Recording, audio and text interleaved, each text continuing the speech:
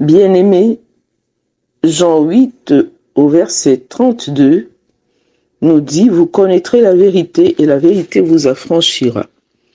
Le verset 36 « Si donc le Fils de Dieu vous affranchit, vous serez réellement libres ».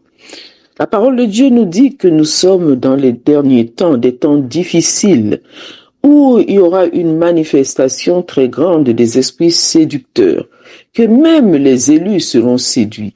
Donc cela veut dire que nous devons faire très attention. Nous devons veiller à notre salut. Je vais vous parler de la manipulation des esprits, parce que nous sommes en plein. La manipulation des esprits. Nous vivons dans une période dans laquelle elle est de plus en plus grande. Ce sont surtout les masses médias qui sont mis en œuvre pour nous manipuler les esprits. Parce que la parole de Dieu nous dit que la vie et la mort sont au pouvoir de notre langue. Les manipulateurs foisonnent dans notre monde moderne. Ils mettent tout en œuvre pour faire de nous des robots. Mais la foi chrétienne n'est pas une idéologie concurrente et manipulatrice parmi tant d'autres, mais plutôt une foi vivable, applicable, assez étendue dans sa portée, attrayante pour tous, parce qu'elle est vraie. Car Jésus-Christ annonçait la vérité sur Dieu et sur l'homme, et même être la vérité en personne. Cette affirmation a bien résisté à l'épreuve du temps. Jésus-Christ est l'homme de tous les temps et de toutes les races.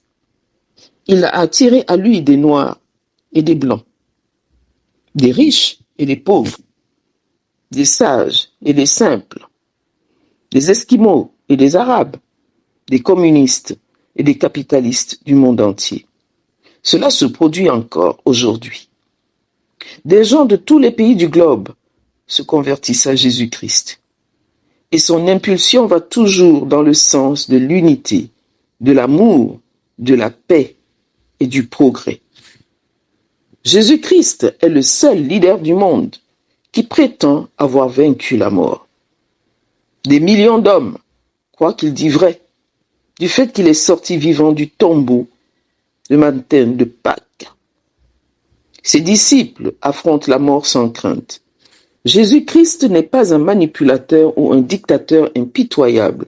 Il se présente à nous tel qu'il est vraiment, avec un cœur compatissant, quand le monde condamne. Il ne veut pas faire de nous ni des pantins, ni des robots, mais il nous invite à relever son défi et à choisir de le suivre librement. Il frappe à notre porte. Celui qui entend, qui lui ouvre la porte de son cœur, il va rentrer. Il va habiter avec lui. Il va dîner avec lui. Jésus-Christ ne fait exception de personne. Il est venu sauver toute l'humanité. Jean 3, au verset 16, nous le dit, Dieu a tant aimé le monde qu'il a donné son Fils unique, Jésus-Christ, pour que quiconque croit en lui ait la vie éternelle. En Jésus, nous avons tout. Bien-aimés, cherchez-le tant que vous êtes encore en vie.